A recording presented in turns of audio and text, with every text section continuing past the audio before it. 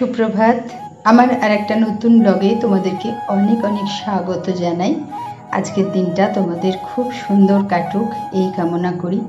আর দেখো আমার বাগানের ফুলগুলো কি ঝলমল করছে। সত্যি বলতে কি আগে না এগুলো দেখলে মনটা অন্যরকম হতো, কিন্তু আজকে যখন এসে দেখলাম সারা বাগান ফুলে ঝলমল করছে, বারবার একটা কথাই মাথার মধ্যে আসছিল, কি নৃশংসভাবে মানে পাশবিক অত্যাচার করে মেয়েগুলোকে শেষ করে দিচ্ছে একদল পশু। ঠিক এরকমই তো তারা ঝলমলে হয়ে সবে ফুটছিল।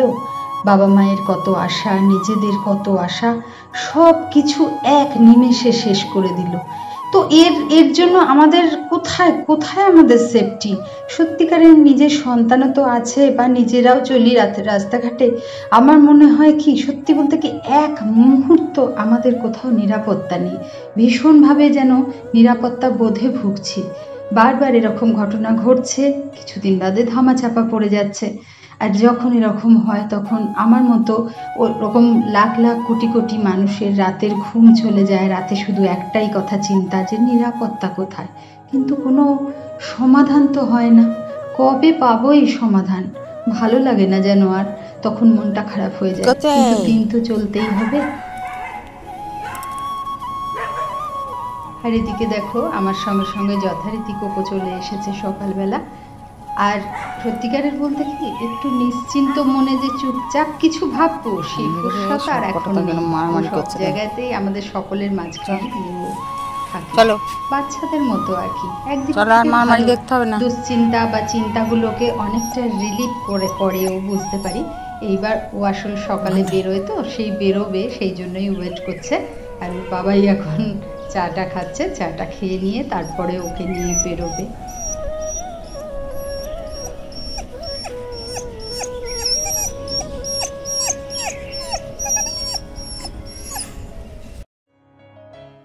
ওকে নিয়ে ঘুরে চলে এসেছে। আর অন্য দিনের মতো ওকে ডেটল জলে পা ধোয়াই, ও নিজেই চলে আসে। আজকে কিছুতেই চলে আসতে চাইছে না, কারণ ও নাকি বাড়িতেই ঢুকতে চাইছিল না, আরও বেড়াবে। তাই জন্য জোর করেই আমি নিয়ে এসে ওর পাটা ধুয়ে দিচ্ছি। ওরা একদমই তো বাচ্চাদের মতো বায়না, মানে আরও একটুখানি ঘুরলে ভালো হতো, কিন্তু অন্য কুকুরগুলো ভীষণ এসে যায়, তো যার জন্য নিয়ে চলে এসেছে। আর এদিকে পা ধুয়ে দেবো, তারপরে ওর মতো খেলা করবে। আমি এদিকে জল খাবারটা করে নিচ্ছিলাম, আর এদিকে বিশ্বকাদি কাজ করছে। তো বিশ্বকাদি রোজই কাজ করার সময় গল্প করে, কারণ দেখো প্রত্যেকটা মানুষেরই তো সুখ দুঃখের কথা কাউকে বলার থাকে। তো আমি ভাবি যে আমি কাজ করতে করতেই শুনি মানুষের কথা, কারণ দেখো সত্যি বলতে কি নিজের দিক থেকেও তো বুঝি যে কিছু কিছু সময় মনে হয় যে আমার কথা কেউ শুনুক, কারণ শোনার লোকের খুব কম, মানে শোনার লোকের ভীষণ অভাব, বলার লোকের সংখ্যাটাই বেশি। তাই ভাবি ঠিক আছে, সুখ দুঃখের কথা বলছে, একটু শুনলে যদি মনটা হালকা হয় বলুক। যেখানে মনে হয় তার ভালোর জন্য কিছু কথা বলতে হয়, সেখানে তখন বলি তুমি এইভাবে চিন্তা করো না, ওইভাবে ভেবো না, যেটুকু আমার সামর্থ্যগুলোই ভালো রাখার জন্য আর কি। আর বিশ্বকাদিও মন প্রাণ খুলে আমার সঙ্গে একটু কথা বলে, আনন্দ হলেও সেটা শেয়ার করে, দুঃখ হলেও সেটা শেয়ার করে। সংসারী মানুষের যা হয়। তোর বড়দের খাবার এই তো দিদিভাই দিচ্ছে তো সুন্দর করে, একটুখানি দিয়ে দে, এইটা দিয়ে দে, এটা দিয়ে দেখ। কোন দিক থেকে খাবে সেটাও তো বুঝতে পারছি না। ওষুধটা তো না খেতে হবে, একটা সাইডে মাখ, পুরো মাখিস না। হ্যাঁ এখানে সাইডেই মাখছি, আর এই সাইড থেকে না খেলে ওটাই মুশকিল। এবার সবটা, এবার ওইটা ওইখানে দিয়ে দে। হ্যাঁ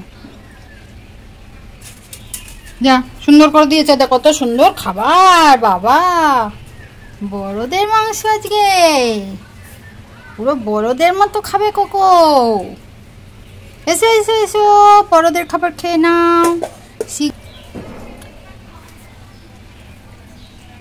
খেয়ে নাও, তাড়াতাড়ি করে খেয়ে নাও বড়দের খাবার। বাবা খুব টেস্টি তো। আজকে আমার সেদ্ধ মাংস নয়, মশলা দেওয়া মাংস। বাবা ঝাল লেগেছে নাকি বাবার মতো তোর? না না, ওই যখন একটুখানি হাড় জাতীয় বা শক্ত একটু থাকে তখন এরকম করে নিয়ে ওটাকে চেপে হয়তো খেয়ে নিচ্ছে ওষুধ। ওটা ওষুধটা তো পুরো মিষ্টি খেতে। মিষ্টির চ্যাটে বেশি, এই জন্য সমস্যা। শুধু মিষ্টি হলে খেতে। খেয়ে নাও খেয়ে নাও খেয়ে নাও খেয়ে নাও খেয়ে নাও, তাড়াতাড়ি খেয়ে নাও। বাবা বাবা ভালো খাচ্ছি। খাওয়া দাওয়া কমপ্লিট করে আমি আর মা একটুখানি টিভি দেখছিলাম, আর মানাই আর ওর বাবা গেছে ব্যাংকের একটু কাজে। তো আমরা টিভি দেখতে দেখতেই গল্প করছিলাম, আর কোকোও শুয়েছিল এখানে।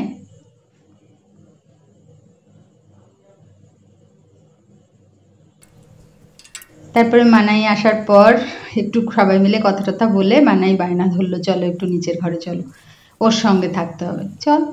তাই নিচের ঘরে এসেছি। এবার জানলায় উঠে বসে আছি, দেখি একদম পেয়ারাগুলো না পাখিতে খেয়েছে, পুরো খায়নি, খানিকটা করে খেয়ে রেখে দিয়েছে।